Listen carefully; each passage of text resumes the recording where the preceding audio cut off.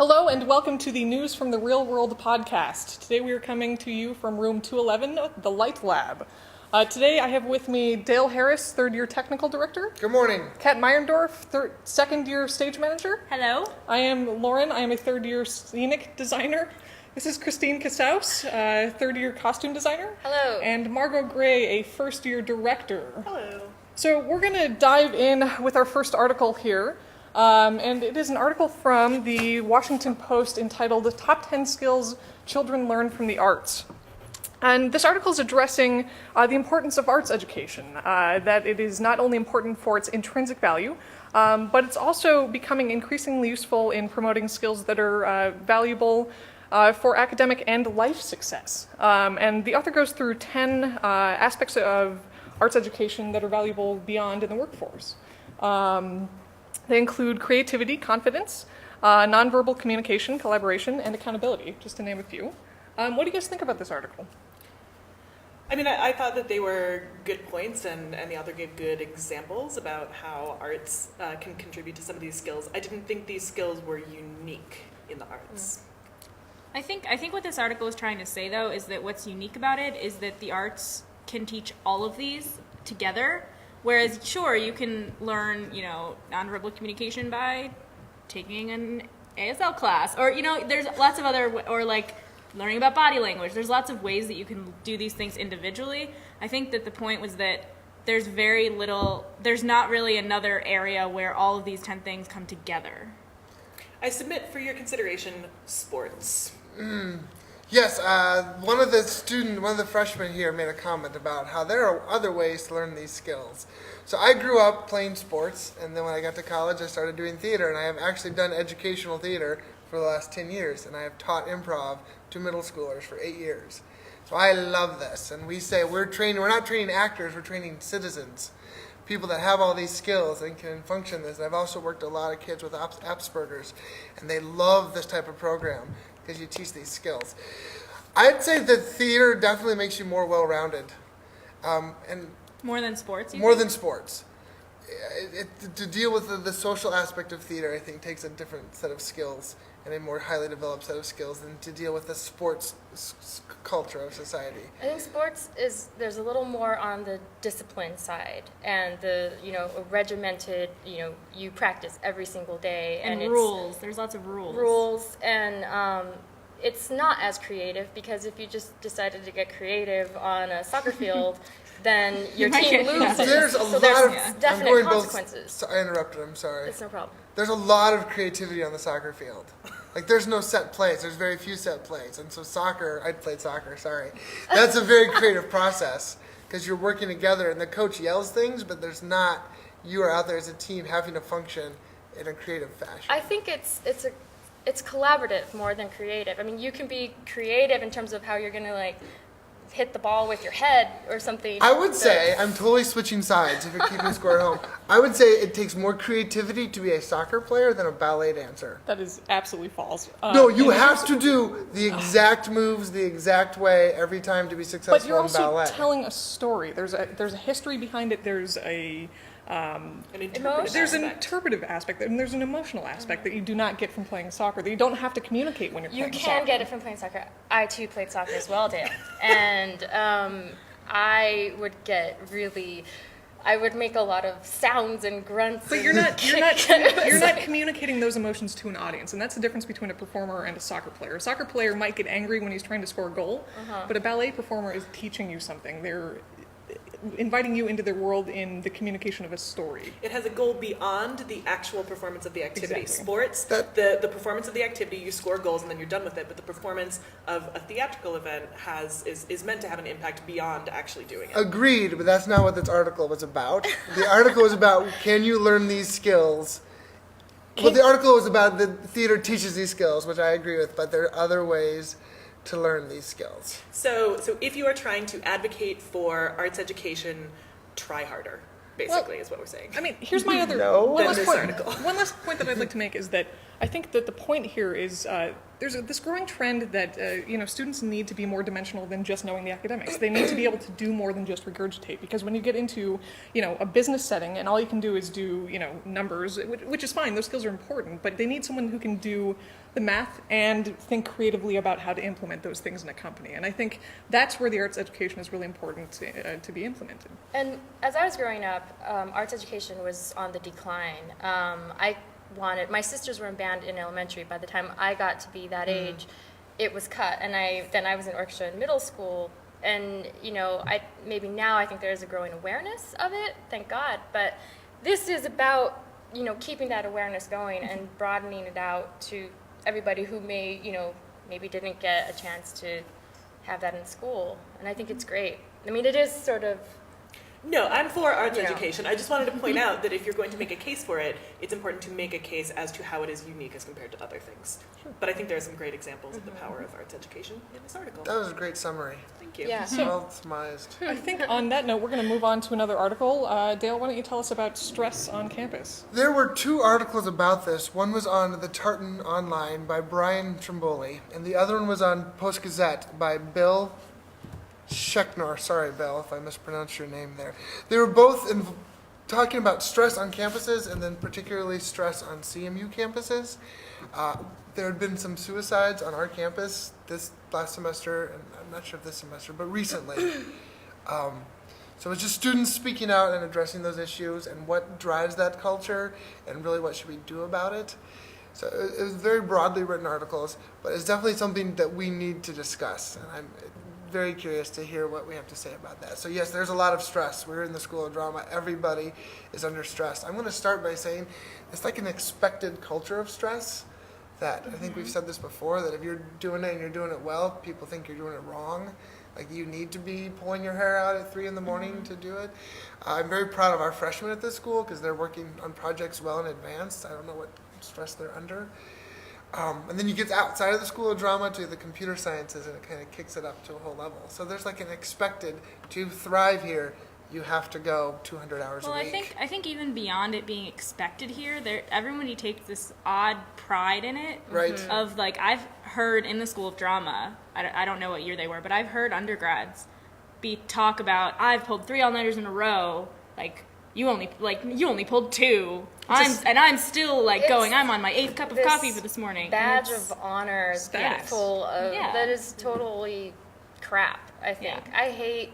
I mean, when I first got here, I was like, ugh, I pulled an all-nighter, and then I realized how silly that sounds and how it actually reflects poorly. Right. So if you're so concerned about being looked at as a hard worker, as responsible, you would be able to be proud to say, oh, I was able to go see a movie last night because I had all my work done. So I think we need to change the psychology of how these young people are perceiving this stress and work. Where do you think that comes from? Is that coming from the faculty? Is that a product of the structure that's in place university-wide, or is that a student mentality? Okay. I think part of the problem, one of these articles mentioned that everybody that comes in here as an undergrad is used to being in the top of their class. And so they come here and have, maybe they have that same expectation that they want to be the top of their class again, and they want to be that person that goes above and beyond. And so I don't think it's professors that are pushing this. Sure, they assign projects, but they're not telling you go and you have to pull 4 all-nighters for this project. I agree. The professors, administration down, the way they do our schedules, by the way they make the hours, this is how many hours you should commit to this class per week. Like, it's built into there what you should be doing. And they always give assignments with plenty of time. And they always say, if you're doing this at 3 a.m, you're doing it wrong. Bover says, if I get an email from you at 3 a.m, you're doing it wrong. Like, that's when you should be sleeping. So I think they have been promoting, for the freshmen, they teach them how to manage their lives, that you don't have to do this, but yet we do it anyway. But the pride, I think the pride thing is a larger part of the American culture, because even in corporate culture, well, I was here until 9 p.m. last night and I'm going to be back in the office at 7. That makes you a better worker. Right. You are more likely to get promoted if you are at the office until 9. So I think it's not just student culture. I mean, this is something that probably these students see as an example, and so I think that's a larger part of the problem, that you get the status from being a harder worker when that's really just an illusion of how hard you're working or how successful you are. I think another sort of criteria for this, it's not really a problem. But they're new, they're fully immersed in this world where they're all charged with the same kind of coursework, and so when they really are, all their time is focused on this, and everybody's working on this, and it's easier to work later with a group of people who are all doing the same thing. There's that, and like I said, it's not a problem, but that is part of it. I think it's interesting this being framed as a discussion about stress culture, because it initially came out of this discussion around a suicide, right, and mental health and access to mental health and the stigma of seeking help for mental health problems on campus. And it's been sort of reframed as this consideration about stress, which, I mean, maybe is a factor, but the article from the Pittsburgh Post-Gazette talks about there's no evidence that suicides are more prevalent at elite colleges. So, whether it's like the CMU culture that's really stressful, or, the culture at, Backwater State Tech University where like the workload is maybe less, if they have the same suicide rate, then maybe it's not really about like the stress culture, it's about something else, and that's something that... A compulsive, obsessive, have to be the best, the pressures of, either family or, it's a vicious cycle, not to be cliche. Yeah, or just and one of the main concerns that I had after reading these articles, we had this campus discussion. People brought up these concerns. They had a lot of quotes from students, but there were no action items, no solutions offered, no next steps that the administration is taking. Mm-hmm. That was concerning. There was one some student at the meeting talked about putting a caring at CMU class with the computing at CMU class that all freshmen are required to take, which I think is a good idea, that if learn how to deal with being in college and being here, and which we do in the School of Drama. I know the faculty, Dick Blockdown, teaches those skills there. But it is what we're going to experience when we leave CMU. There's still just the type of personality that we are, that we go as hard as we can all the time, and it's something that we have to learn to cope with. And, along what Kat was saying about the CMU Cares class, maybe, if it exists, is maybe they just need like a 20, 30-minute group talk session. What is stressing you out right now? And then they just have to talk about it with their peers and one, professor or something, so that it's just spoken, it's released somehow. Yeah. But if you're talking about larger issues like clinical depression, for example, and someone can't get an appointment with CAPS to deal with their clinical depression, like that's the sort of thing that leads to like that's something the university needs to take steps to exactly. address. So that's what's concerning to me, that there are all these like student suggestions for solutions, and we haven't heard anything from the university about what steps you're going to take to make that help more accessible. So speaking of depression, let's talk about Michael Stipe. How was that for a transition? That was pretty good. You stepped on my line. Go ahead, Kat. Interesting. So this is a last-minute addition to this News from the Real World podcast, since we were all fighting about it just before we began recording. So this article is entitled "R.E.M.'s Losing My Religion Shifted into a Major Scale." It is from boingboing.net. And the whole article, it's actually not an article, it's just a video of the music video, Losing My Religion, but they reprocessed it and switched it up so that all of the minor notes were now major notes. And it sounds like a completely different song and with a completely different message, especially when you watch it with the video. So what do people think about this? Is this, still... I love this. I know that I'm going to get some opposition here, but I terrible. think this is so cool. Listening to the same song and hearing it in a completely different way just kind of blew my mind. I think it's really cool. It is, but it's completely against R.E.M.'s MO. And I grew up in this song. The song was popular when I was in undergrad. It's a song of my generation, and then to change it into a major key. But that's what we do in theater. So that's why I found this so exciting, because we do that in theater all the time. We don't take a play and put it on stage exactly as the playwright wrote it. No, but you do make it, you take what the essence of the play is, yes. and you make it, so for example, okay, the Nine Inch Nails song Hurt, that Johnny Cash covered, it's about the pain Yes. of it. It's very different from the original. It's a very different cover, but it's about the content of the song. And I think switching this song into a major key makes it about something completely different. It's like losing my religion is okay. REM's style and how they feel about their music, like, they have to be angry. Doesn't that it this shift your happened. perspective about it? Though? To me, I get a completely different story when I hear the song, and I love It's that. like changing the end of Romeo and Juliet, which we're doing this spring, to he makes it on time and he saves her and they run off No, together. it's not. It's like, Yes, no, it's it's like, changing. No. Okay, no, Yes. stop. It is the exact same words with the exact same melody in a different key. And it that is is the the- only thing they changed. But it changes the intent. It changes the entire feel. It changes the intent, but it's still a song and it still has a message. And the fact that it's a different message than it was when it's in a minor key But is like. it's like using something that was created for good for evil. It's like using it for a completely different end, which is I don't think it's like morally wrong. I'm just getting really outraged right now. I mean, I just think it's sort of. I just never want to hear that song again. And now I have to. And you know, how many times did it come up on like top 10 buy this CD compilation? It's just like, let it die, let it be sad, let it be what Michael Stipe and company wanted. Right. I want to know This- what they think about This this. song, the change in the song is like making Romeo and Juliet a comedy, not like changing the ending. And that's probably wrong. That's not the right analogy here. But if it changes my perspective on the song, why not? I mean, it's like I would we disagree. did Macbeth. Lauren, we Yes. both worked on Macbeth. So we did Macbeth. It's like to put it Macbeth, which is a tragedy, and it's Shakespeare and it's classical, and making it into this, parody of it, Which is amazing. which has its own other message, but still relates back to the But original. I think it's using it. I think it's still like Ionesco's Macbeth is still taking it in the direction that it was intended to be in. And I'm not like the biggest defender of author intent as a director. So like maybe I don't know what it is that rubs me the wrong way about this, but it's like putting a big bow on a Yep. Rottweiler. It's weird.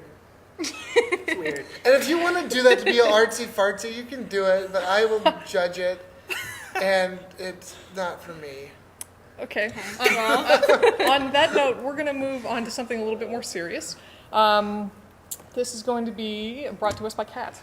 So this next article, it was from kens5.com, a local news website, and it's entitled "Boerne Teen Crushed by Stage Prop, School Says It Won't Pay." So this article talked about the 16-year-old high school student who was on the backstage crew for the high school's production of Grease, and he went on stage to do a scene transition, and they apparently had this big wooden yearbook that was like 12 feet tall, and he had to turn a page in the yearbook. And so he went on stage, and the yearbook fell on top of him. And so he broke his back, and now he's in a wheelchair, and he will eventually walk, but is probably going to have trouble walking for the rest of his life. And so what the main point of this article was that the school board has said that they are not responsible for any of this, and they are not liable, and mostly because of government immunity. I read that, and it made me angry, and I don't know what that means. So what that means is that because it's a public school, all of the teachers there are technically federal employees. Okay. And so there's, I guess, a law, this is getting into things I don't really understand, I guess there's a law that federal employees can't be liable. Okay. It doesn't make sense to me either. I'm assuming we're all outraged here. Are we all outraged? Okay. Yes. So when someone gets injured in a football game, are they not covered because of governmental immunity? Like he was a student in his school production on a school campus doing school activities. I do not see how this is not covered. Also a piece that was built by employees of the school. Yeah, okay, so there's the whole technical side of safety and what was happening in rehearsal and why didn't we check this and proofload this. Okay, but accidents happen. So even if maybe they went through their due diligence, accidents still happen. So either way, how can this poor kid, and this is expensive, how can this not be covered. So at CMU, we are required to get insurance. So whether or not the school is reliable, like our insurance takes care of it. So I just have a lot of questions. I need a lawyer, but I'm very angry that this poor kid, doing his job and doing what he was instructed to, suffered this, and now his family is financially responsible for it. Anyone can tirade next, but I don't. Yeah, I mean, I think we're all on the same page. Yeah. Yeah, I don't know what else to say. They cited apparently a bunch of other examples, because this is in Texas. Yeah. Oh, Texas, well, of course. No offense to Texans, but they cited apparently there are a bunch of other cases where similar things happened. Students were injured doing something school related, and the school was not held liable for it, which is disconcerting. But I'm not familiar with the ins and outs of the legality. But yes, outrage. Outrage. That's all I got for Consensus, outrage. There we go. Let's move on to our next article. Dale, why don't you tell us about it? We are talking about some robots. So there's a show. This is called the Amit Drori's Robotic Wooden Animals, and this is on a website called thecreatorsproject.com. This is about a show that is performed essentially by robots. Now, these are not our thinking, sentient robots, as I was hoping. They are remote-controlled robots, but by definition, they are still robots. The theme of the show is an African story, so there's a lot of animals on the Serengeti or savannah, some elephants and whatnot that are performed by actors, manipulating the robots through their remote control. So the images are beautiful. It's definitely a show I would be interested in seeing and want to see. So there's the technicality of it. So there's a lot of issues here. War Horse was a very popular award-winning show where there was puppets. And I really attribute these robots as puppets because there's a human controlling them. And just the mass and the girth of these elephants moving around on stage is just a neat concept of using the technology. The part for me, though, is I'm really waiting for a show acted entirely by robots, where it doesn't need human interaction. So part of the article said they can't take the human. There's a human narrator, and it always goes back to the human creativity and waiting for that next step, where we just let. And I've heard of shows with Roombas and shows where things just kind of go as the next step. But yeah, there's this quote. They asked the creator, if robots advance more, will there be able to be a show? Well, and his answer had something to do with that a human has to provide the soul of the medium. Yep. There's this play recently, and now I'm not going to remember what it's called or the author. Sorry, but it's performed by two chatbots. So there are two laptops on stage, like on this grassy knoll, and then you're seeing projections of their chat programs, and they just talk to each other, and that's the play. That's the script of the play. That these two chatbots are just talking to each they're other. like Furbies. Yeah. Furbies used to do that back in the day. Right, exactly like Furbies, but a little more. But not as terrifying. So they have this whole conversation, but I think that's close to the example. They're not physically moving, but that is an example of like robots controlling the dialogue of a play. I mean, I don't know how interesting that is or how theatrical that is. I fear the day when robots take over on stage. I mean, one, because it's scary, two, because the reason that we do theater is that it's human interaction. And putting a robot on stage, you can't interact with that yet. And I might be proven wrong about that, but I don't look forward to that. One thing about this article that I thought was, so when you're, say, watching a movie and there's a war, and humans are getting shot up, perforated left and right. One horse goes down, and the whole theater is like, I think we're in a cycle now where we're sort of callous to what is human and what looks realistic, So if those had fur and, the turtle had a shell, it would feel too synthetic. It's the fact that we took away that realism, that we're actually perceiving these as, maybe it's intrigue, maybe it's like an alien sort of mystique that they have. But looking at these, I think, wow, that would blow me away, and I would love that. But it is that soul that completes it. That's the one thing. And so there always has to be a human element there. Right. And then once, the robots are making the robots on stage, then maybe we'll get back to wanting to see, fleshy human people. Well, we'll have robots producing theater, but then we'll send robots to go see it, and so they can just have their own little robot theater, and we don't need to be human interaction at all. That's the next step. Robots doing theater for robots. Separate but equal. Is that what Separate but equal. Oh. Just took a turn for the weird. On that note, we're going to move on to our next article here. Margo, talk to us. Yes, speaking of prejudice. So this article is called Staging a Sisterhood. It's from Patrick Healy in last Sunday's New York Times. So this article is about how the more traditional sort of producer-director power structure is being changed by relationships between playwrights and directors. This particular article was about how there are a number of prominent women recently who have sort of become more successful in larger and more prominent theatrical venues because of their relationships with playwrights. So, there are all sorts of interesting statistics about female directors. In recent years, female playwrights have gotten a lot of ink in terms of how little exposure they have.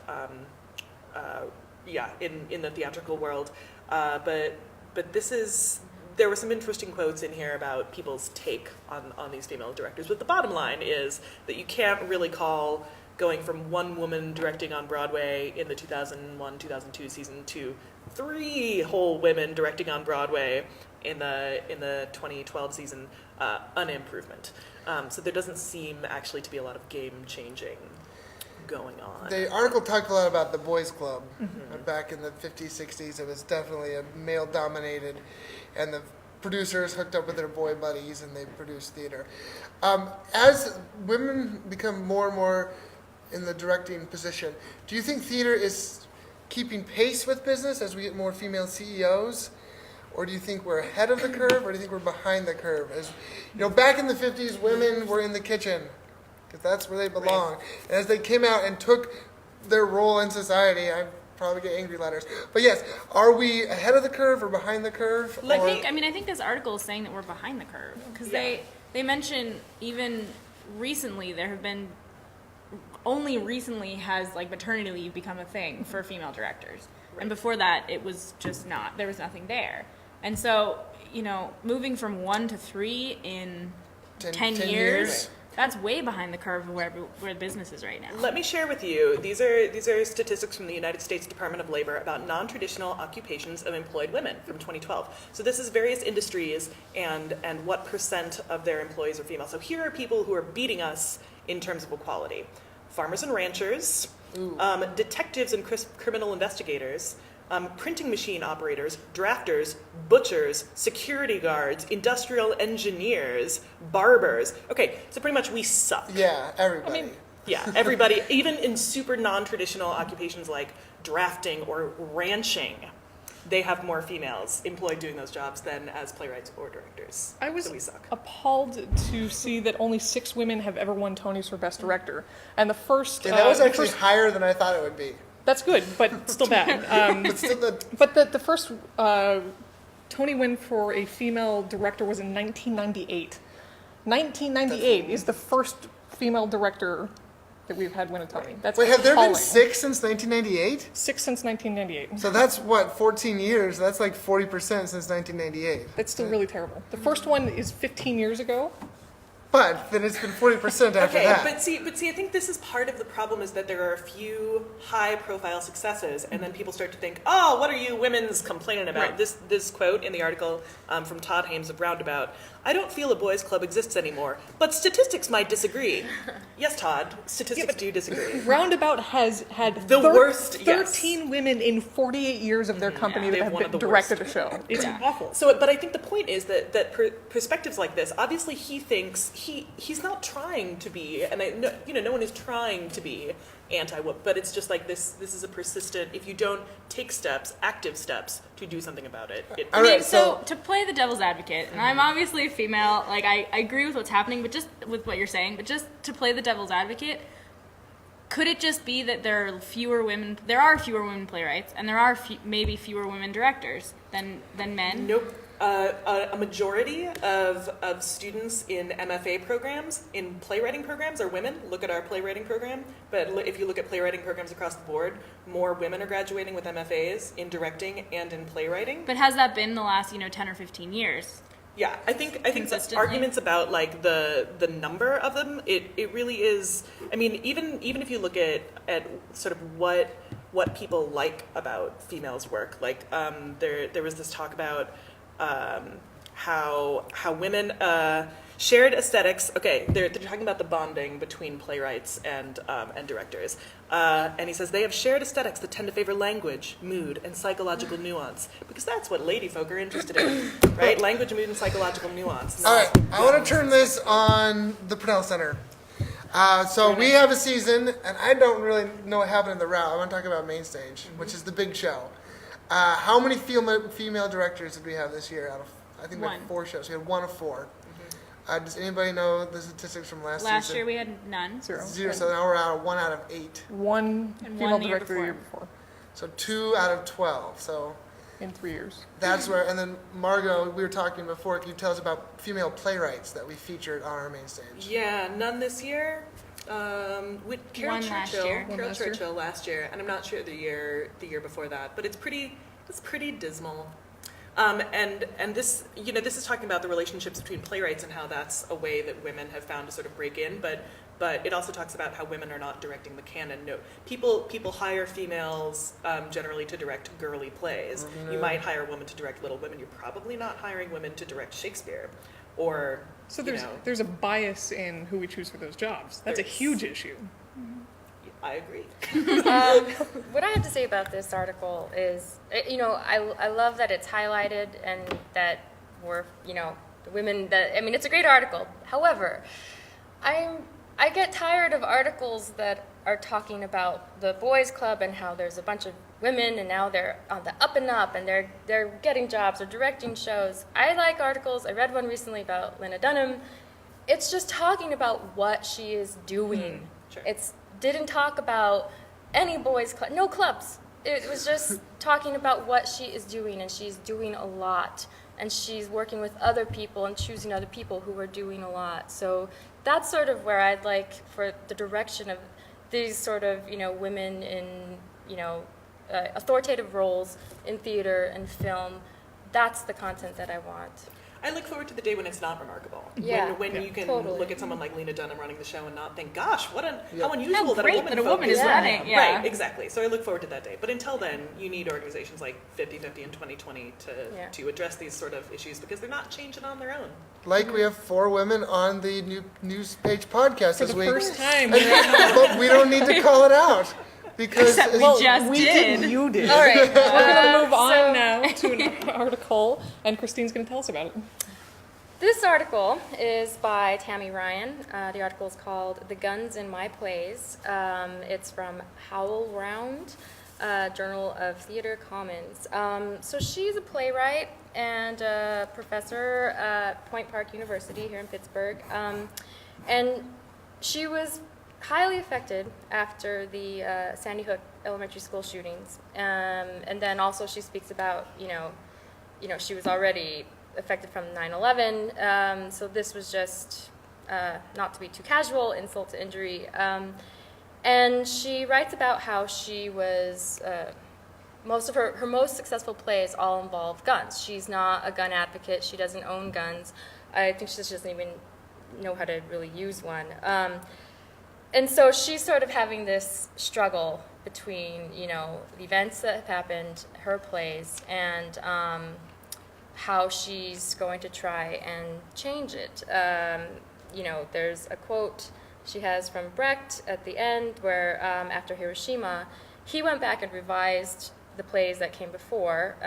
She's not going to do that, but it's forever altered her view of reality. So now, she's sort of, it doesn't say she's not going to write about guns anymore, but it's going to change. And I'm just curious from you guys how you think, I think this all involves, should we censor guns, should we not censor guns? Personally, I feel like if we make it more a mystique, and it's just going to romanticize them even more, and that, you know, human nature of wanting what you can't have.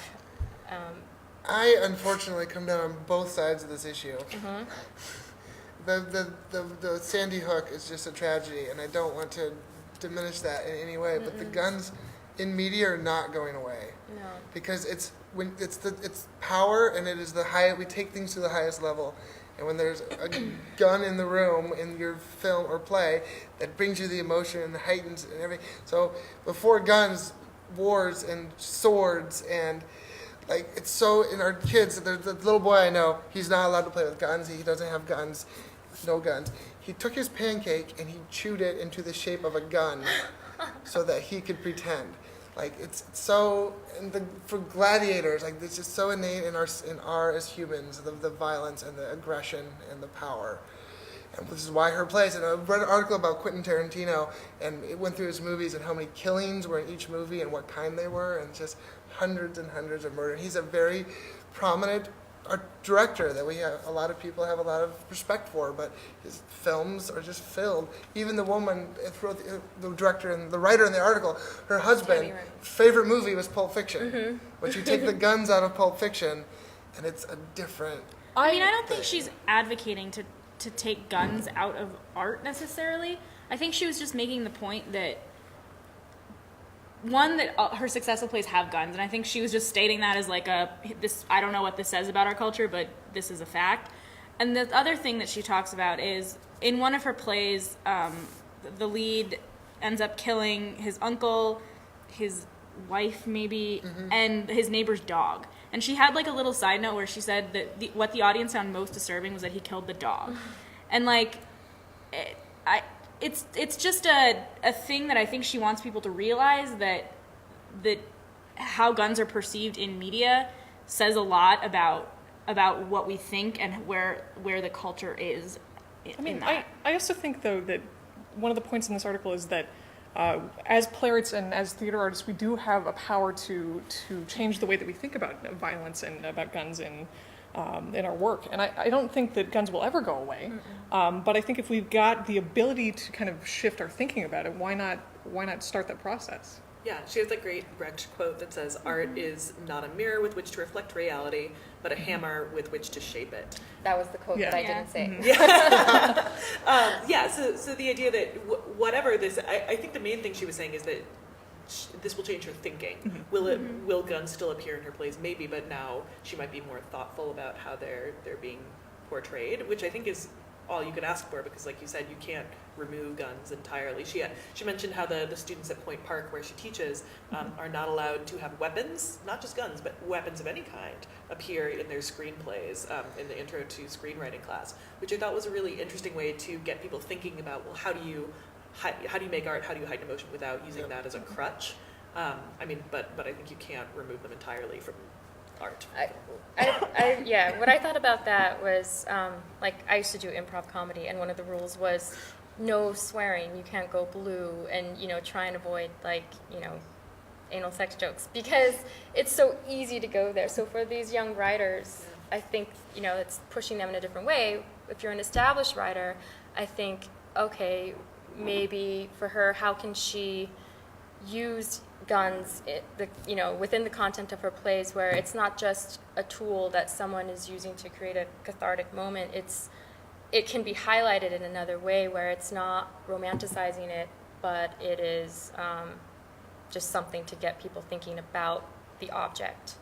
I would like to see a playwright reimagine a world without guns and see how that starts to shift our thinking about the violence that we're seeing in society right now. Well, biblical legend is Cain killed Abel, didn't need a gun. Like, it's early. Caveman, get a stick, let's go. Like, I'd like to see people step up and take, have the courage to help us change our thinking. Let's move on. I'm going to talk about this article. This is an article, let me find it here, from the Huffington Post. It's called "Theater Education Programs Are in Demand for Workforce Creativity." And this kind of goes along some of the similar thinking from the article that we talked about earlier. But it addresses issues of creativity and how it's becoming increasingly important in leadership, and how there's an increasing lack of arts classes in That's schools. Because we cut all the arts funding, and they're all playing football, and then they get to be CEOs and don't have the skills they need, so we have to teach them theater classes so that they to get the skills to be good leaders. I thought you said that sports gave you all the same skills. Apparently not. Do you guys see this being apparent? I've seen skills that this. people are I wanting? toured with Second City. I was stage manager for Second City for a couple of years, and a big part of what we did was the Second City corporate is we would take the guys that did improv to these corporate retreats at these really posh places, and they would teach these CEOs the improv games that I teach like my middle schoolers, of like how to say yes and how to agree, and it was hilarious to watch these guys making $500,000 like playing Zip Zap Zop to learn how to work in a group. So, Well, and yeah, I I've think- seen it. What I think that this article brings up some great points where, I mean, IBM apparently did a survey, and global CEOs said that the creativity is the most important leadership skill for employees to have. And so, having those $1 million salaried business people playing Zip Zap Zop, maybe they've never encountered anything like that before. Because, they were so focused on taking math classes and business and They actually spreadsheets. said less than 50% of adults that they surveyed had encountered arts classes in their schools. That's a bad number. That's Yeah. amazing. Well, what's really interesting to me, I mean, this is written by someone whose job is, who works for the National Corporate Theater Fund, who has programs that fund, arts education. So this is written from the perspective of someone who's very much on board with this idea. What's really interesting to me is if this is so important for business and for job growth and for the economy and all these things that we always talk about, why doesn't it get any attention? Why doesn't anyone care about it? So although this is written as if it is the most important thing in the world, I think this is it is not the majority perspective on this issue, and so I'm kind of curious how are there ways to expand people's understanding of this as an essential component of education, because it is always the first thing that gets cut. I mean, I think the only way to really expand that is to have people experience it. But it's so hard to explain. Like, this article tries to, show, like, say to people, like, this is really important. You learn creativity, you learn, cooperation. But until people nobody will understand the value of Zip Zap Zop until they see it. If you explain it, it just sounds silly. Well, and I think it's the in funding, in corporate funding, in grant funding, and everything, outcomes, measurable outcomes are so important nowadays, and so it's very difficult to quantify how you have changed from playing Zip Zap Zop, and so I think that's part of the problem. Then there's a group in the middle that can't afford it. Like these companies that are doing this are IBM and these CEOs that can afford to bring in and spend time on this. The middle management not getting this because it's cut and they're crunching the numbers, and so that's in the school. It's the first, exactly what you're saying. It's not quantifiable, and it's the first thing to get cut when we need to save money. They should incorporate it into schools, into business programs in schools, so that it just becomes part of corporate culture. Well, here at CMU we have acting for business majors. I mean, they learn some of it. But Well, there's also Impact Creativity is one of the organizations that they mentioned, and this organization is dedicated to providing theater education for the underprivileged. And they've teamed up with some kind of amazing companies throughout the country to bring arts education into these underprivileged schools.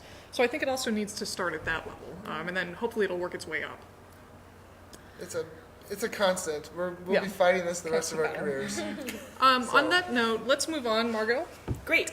So this next article is called Space Invaders, Unorthodox Arts. It's by David Napoleon for Live Design or Live Design, depending on how you're feeling.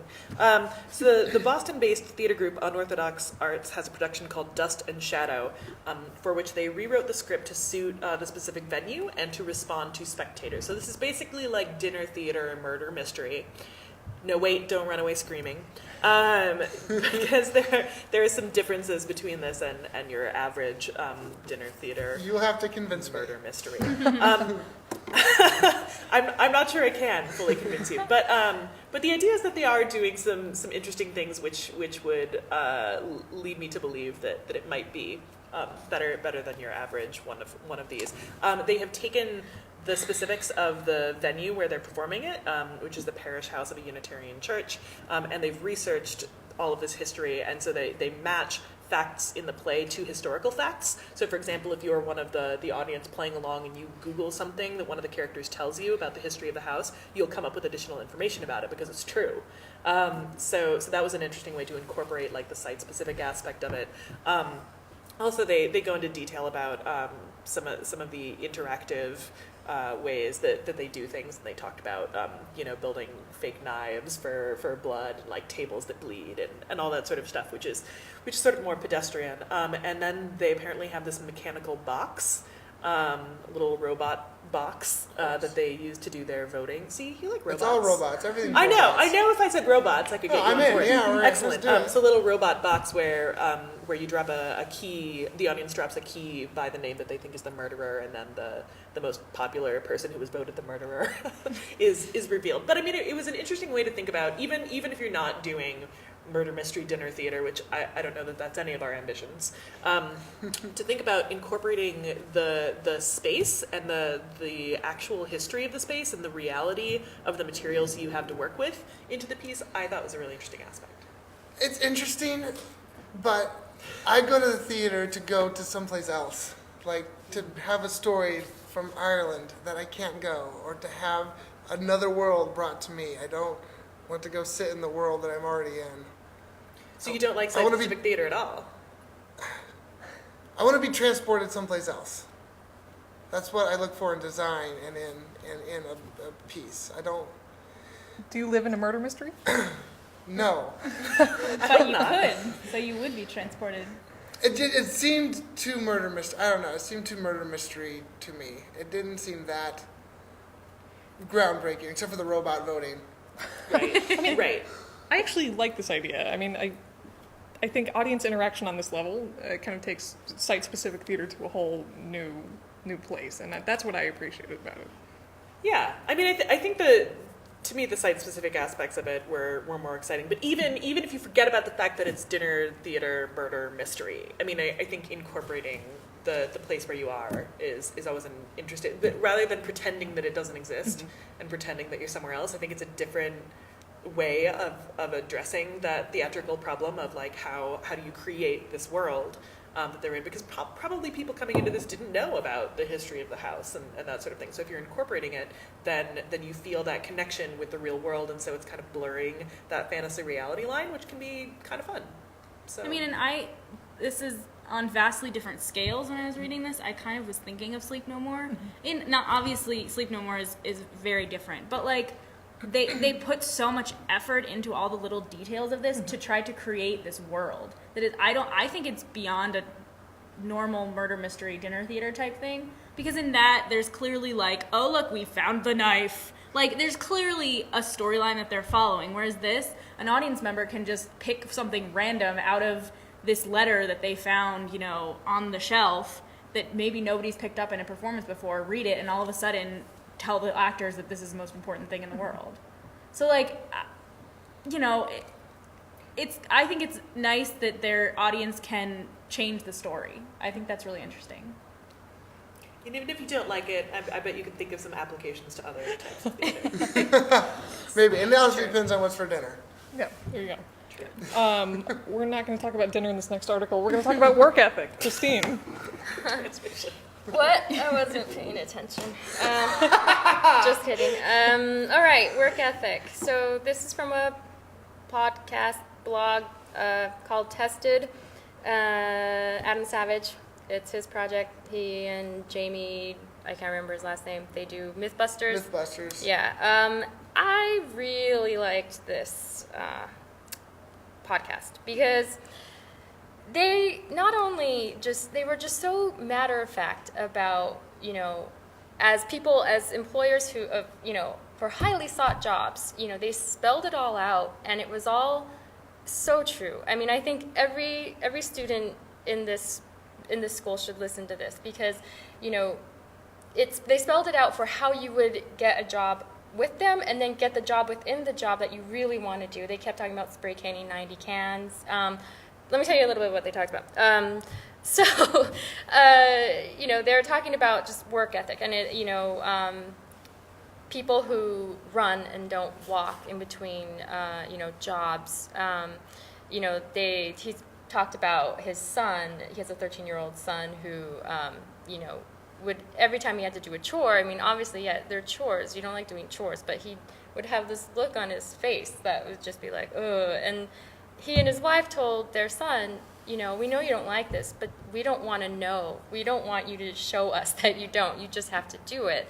And so, yeah, I just thought it was really great. And I don't know, what do you guys think about, do you think it has to do with age?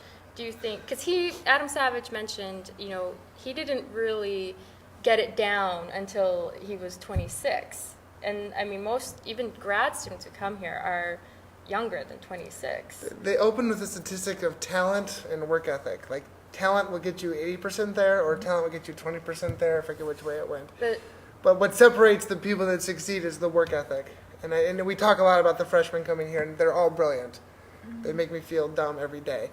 But to come in here and they all come in brilliant, it's the ones that have the work ethic will go further because they're all talented.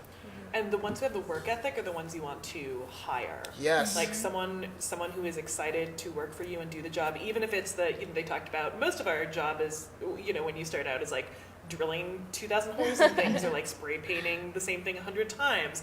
And that's not necessarily fun. No one wants to do that. But also nobody wants to hire someone who's going to sit there and be surly while spray painting something 100 times. If you have something to learn from like being around the people or working for this company, even if you are, the one drilling the 2,000 holes, like that's something that you can use to motivate yourself. Because you find somebody that is drilling 2,000 holes without complaining and with a good work ethic, and you're going to promote that person as quick as you can. Yep. I mean, a big thing they also talked about, which I think is really relevant to our industry as well, is the idea of like paying your dues. Mm-hmm. And you're not going to start off, with a corner office and like a suite assistant. Like, you're going to have to maybe be a PA or be someone's assistant. Like, that if you're happy with that and know that that's eventually going to lead you somewhere else and show that work ethic and show that you're excited about it, then that takes you a long way.